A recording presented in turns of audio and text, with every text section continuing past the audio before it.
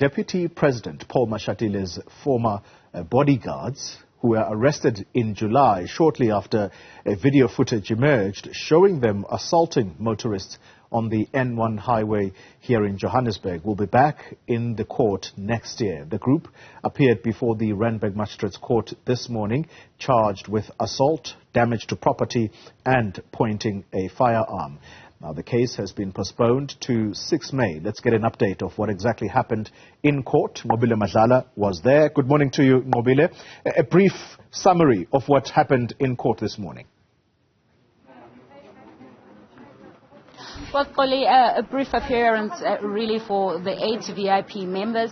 We do understand that at this point that the state did say that they are ready to go ahead with trial, and so that we're getting a date in terms of trial, but also in terms of which courts they will be moving to, which we now understand that between the 6th to the 10th, that's when the trial will continue. And we understand that every one of them, which is 8 of them, are out on bail, which happened a little earlier on, and we understand now that they're back at work. And of course, as the trial will resume in 2024, we want to bring in NPA to tell us just how ready you are for this trial. I mean, this incident took place in July. Do you feel confident at this point? Well, we believe that there is enough evidence to place the matter before court, and we believe that we are in a position to adduce evidence to sustain such allegations against the accused persons. And we do know that the accused are officials. Are you concerned at all about the work that they are currently doing and what they can do if they are outside? Well, we don't have such information as the prosecution of any interference by the accused persons before court. So the issue of them having returned to work is more of an issue between the employers and the employees.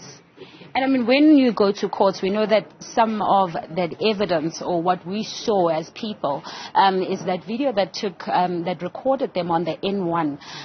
Can we get an understanding if any of the people or someone who had recorded that is a person that you would be dealing with? Well, most of the evidential material will be presented in court. We are not in a position to currently disclose the nature of evidence that we will be presenting in court. Remember that we requested a postponement, and amongst things that must be done in the meantime between now and the 6th of May is us disclosing the contents of the docket to the defense team. And in terms of safety for the one that recorded, are you concerned about their safety? The safety of our witnesses remains paramount as the state. Hence, we also have the Office of Witness Protection within our units in the NPA. However, it is important to indicate that we can only reach that stage when information is made available to us as the prosecution that maybe one of our witnesses or our witnesses are being threatened or their lives are at risk. Then we are able to take the matter for a risk assessment, and once it comes back positive, then preparations are made for them to be taken into witness protection.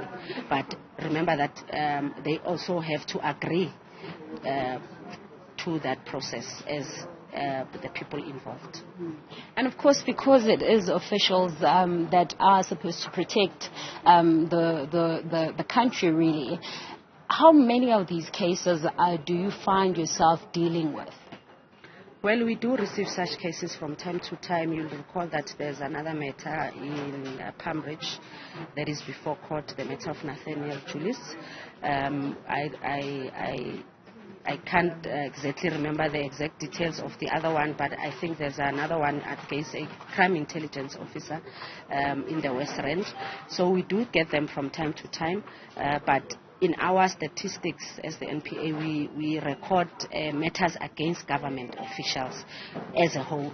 And most of the matters that we deal with against government officials would be that of corruption, But indeed, yes, we can confirm that the matters against police officials are on the increase, and hence there is a strategy within the NPA.